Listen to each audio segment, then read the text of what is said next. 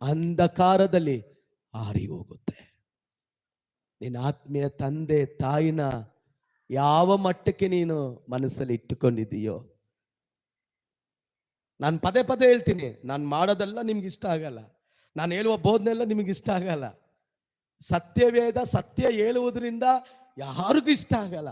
ಆದರೂ ಕೂಡ ಅದಕ್ಕೆ ಒಳಪಡು, ಅದಕ್ಕೆ ತಗ್ಗಿಸಿಕೊ, ಅದಕ್ಕೆ ಒಪ್ಪಿಸಿಕೊಡು. ಹೋಗ್ಬೇಡ ಅಂದ್ರೆ ಹೋಗ್ಬೇಡ, ಬಾ ಅಂದ್ರೆ ಬಾ, ಲೀವ್ ಹಾಕೊಂಡು ಹಾಕು, ಅವ್ರು ಏನ್ ಹೇಳ್ತಾರೆ ಅದನ್ನ ಮಾರು. ದೇವರು ನಿನ್ನನ್ನು ಆಶೀರ್ವದಿಸ್ತಾರೆ. ನಿನ್ನ ದೀಪ ಆರಿ ಹೋಗದೆ ಆ ದೀಪ ಉರಿಯುವಂತೆ ಮಾಡುತ್ತಾ ದೇವರು. ಆಮೇಲೆ ನಂಬರ್ ಟು, ನೀ ದುಷ್ಟನ ಕಾರ್ಯದಲ್ಲಿ ಪಾಲುಗಾರನಾದರೆ ನಿನ್ನ ದೀಪ ಹಾರಿ ಹೋಗುತ್ತೆ. ಜ್ಞಾನೋಕ್ತಿಗಳು 24:20, ದುಷ್ಟರ ದೀಪವೋ ಹಾರಿ ಹೋಗುತ್ತೆ. ದೈವ ಮಕ್ಕಳು